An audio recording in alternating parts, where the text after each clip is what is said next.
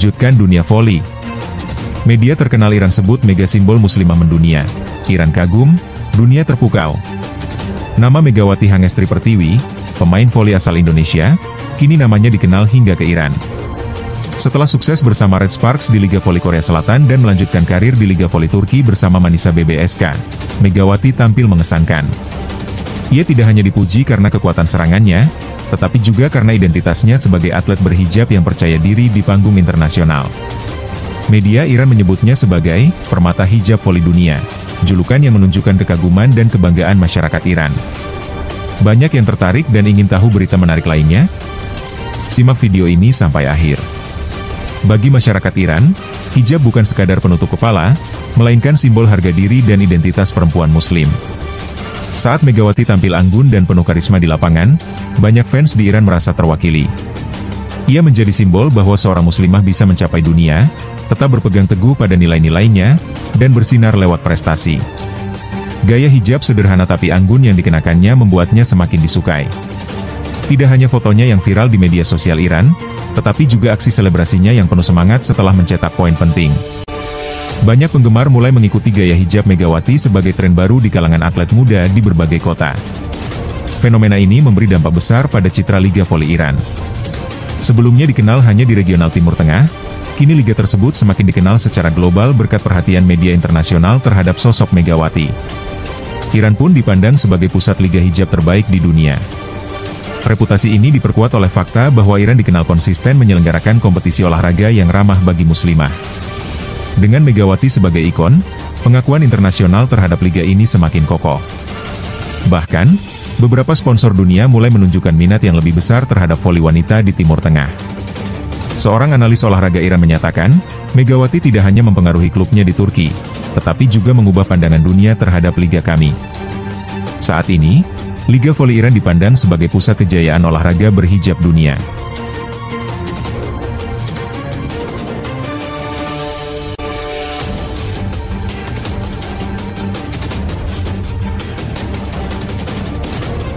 Keberhasilan Megawati menunjukkan bahwa olahraga melampaui batas lapangan. Dari sebuah spike di Turki, gaungnya sampai ke Iran, memberi inspirasi bagi jutaan orang dan mengubah citra Liga Nasional. Ia kini dikenal tidak hanya sebagai pemain andalan Manisa BBSK, tetapi juga sebagai ikon voli hijab internasional yang dicintai rakyat Iran. Perjalanan ini membanggakan dan menunjukkan bahwa perempuan muslim bisa tampil di panggung dunia dengan hijab sebagai identitas yang tak tergoyahkan. Sementara itu, kiprah Megawati di dunia voli terus menjadi perbincangan hangat, terutama di tanah air. Setelah menarik perhatian di Liga Korea bersama Red Sparks, Megawati memperluas kiprahnya ke Eropa, membela klub Turki, Manisa BBSK. Debutnya di turnamen pramusim Verdi Zirek 2025 langsung menunjukkan kemampuannya. Manisa BBSK tampil cemerlang dengan 3 kemenangan tanpa kehilangan satu set pun, dan Megawati yang dijuluki Megatron langsung membuktikan kualitasnya dengan performa luar biasa. Tak hanya dari segi permainan, momen menarik terjadi saat pertandingan uji coba melawan Alti Nordu. Dua pemain lokal, Denis Emreli dan Dilara Unal, terlihat terkejut saat Megawati dikerubungi penggemar usai pertandingan. Video ini diunggah di YouTube dan menjadi viral. Padahal, pertandingan tersebut hanya laga persahabatan yang berlangsung di Usmi Hafuzufiz Salonu, 29 Agustus 2025. Dukungan fans dari Indonesia yang tinggal di Ankara juga luar biasa. Mereka rela menempuh perjalanan jauh demi mendukung Megawati. Fenomena ini menunjukkan kekuatan dan besarnya fanbase Megawati, bahkan di luar negeri. Selain performa, Megawati juga menunjukkan sikap hormat terhadap budaya lokal. Ia ikut merayakan hari kemenangan Turki pada 30 Agustus, dengan berfoto di depan bendera dan potret Ataturk bersama rekan-rekannya. Gestur kecil ini mendapat sambutan positif dari warga setempat. Warga Turki berharap Megawati dan tim membawa Manisa BBSK meraih gelar juara dan promosi ke liga tertinggi. Di lapangan, meskipun hanya bermain sebagian, Megawati langsung menjadi pemain kunci dan membuktikan kualitasnya. Dengan sikap rendah hati dan penghormatan terhadap budaya, julukan Megatron layak disematkan padanya sebagai bintang baru di Turki. Di media sosial, unggahan tentang Megawati di akun resmi Manisa BBSK mendapatkan perhatian besar. Dalam kurang dari 24 jam, sudah ratusan ribu like dan banyak komentar dari penggemar voli di seluruh dunia. Nama Megawati semakin dikenal luas, membuktikan bahwa olahraga dan budaya bisa menyatu, serta menginspirasi banyak orang.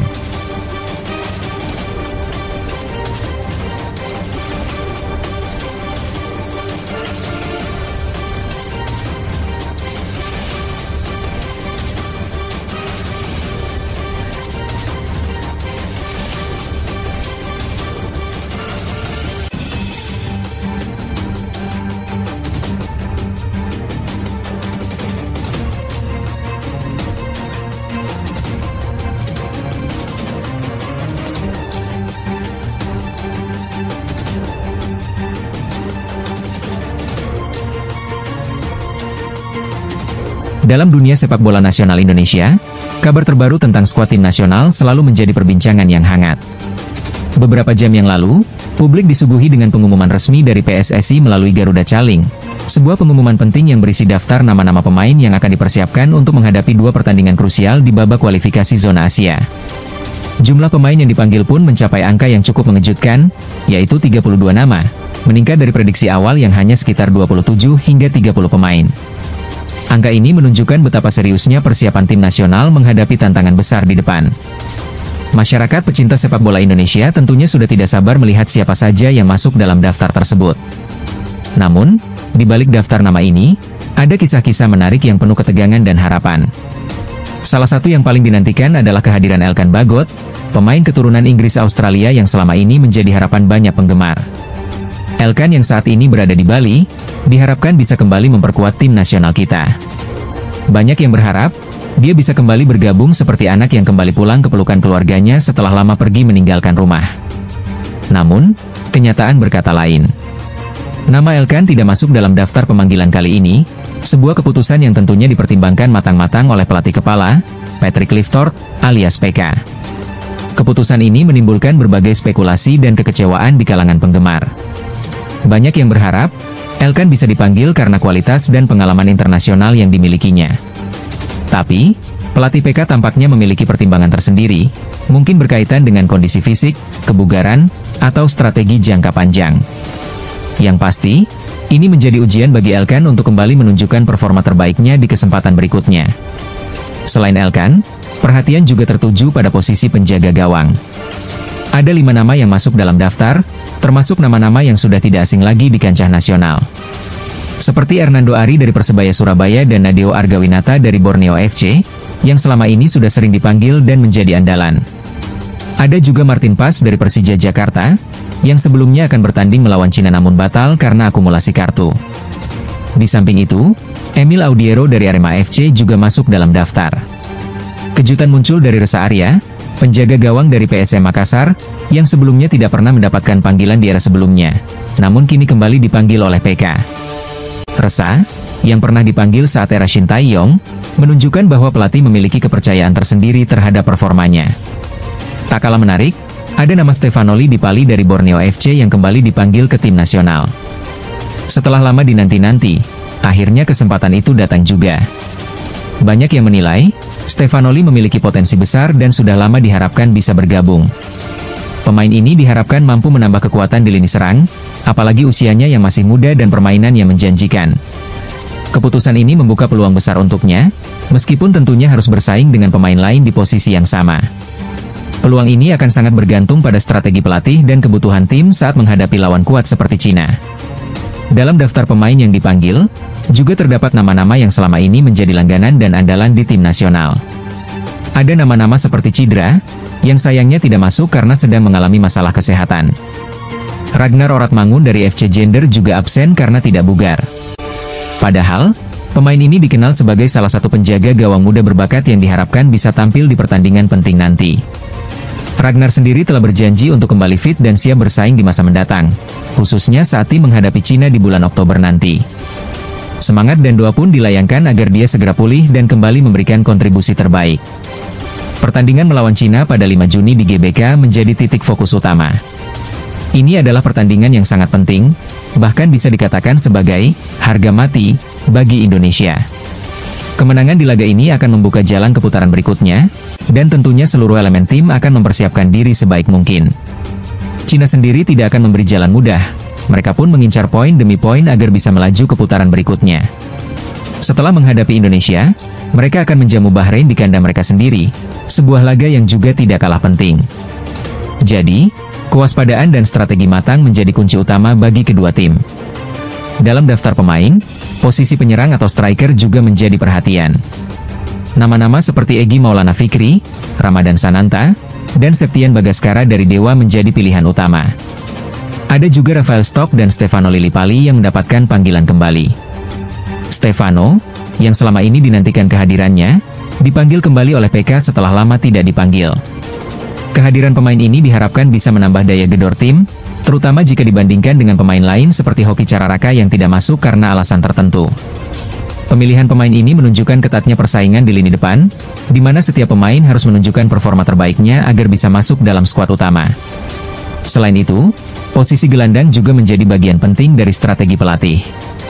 Nama-nama seperti Tom He, Ricky Kambuaya, Joel Esi, Marcelino Ferdinandar, dan Nathanaon dipanggil untuk memperkuat lini tengah. Mereka diharapkan mampu mengatur tempo permainan dan memberikan dukungan di lini serang maupun bertahan. Kehadiran mereka menjadi bagian dari rencana taktik yang matang, mengingat lawan yang akan dihadapi adalah tim kuat seperti Cina. Di lini belakang, pilihan pemain bertahan juga cukup ketat. Ada nama-nama seperti Justin Henner, M. Hilgers, Jordi Ahmad, dan Rizky Ridho yang kembali menghiasi skuad. Mereka akan bertugas menjaga pertahanan dan menghalau serangan lawan. Sementara di posisi fullback, ada nama-nama seperti Yop Sayuri dan Sandy Wolves di bagian kanan, serta Pratama Arhan dan Yance Sayuri di bagian kiri. Kevin Dick dan Kelvin Verdong juga menjadi pilihan untuk memperkuat posisi fullback, tergantung dari kebutuhan dan strategi pelatih. Dalam konteks kompetisi ini, persaingan antar pemain sangat sengit. Posisi kunci seperti penjaga gawang, striker, dan gelandang akan diperebutkan secara ketat dalam latihan dan pertandingan uji coba. Pelatih PK dan staf pelatih lainnya akan melakukan penilaian objektif untuk menentukan 23 pemain terbaik yang akan tampil di pertandingan resmi melawan Cina serta pertandingan berikutnya. Mereka harus menunjukkan dedikasi, konsistensi, dan kemampuan terbaik agar bisa memastikan posisi mereka di skuad utama. Kemunculan nama-nama baru seperti Emil Audiero yang sudah kembali hadir setelah sebelumnya sempat absen karena cedera juga menjadi kabar baik. Emil, yang berasal dari Palermo dan sempat bersaing di level klub Eropa, kini siap berkontribusi di tim nasional. Keikutsertaannya diharapkan bisa memberikan variasi dan kekuatan baru di lini serang. Di tengah ketegangan dan antusiasme ini, semua mata tertuju pada performa pemain dan strategi pelatih. Setiap langkah, setiap keputusan, akan menentukan nasib dan perjalanan skuad Garuda di babak kualifikasi ini.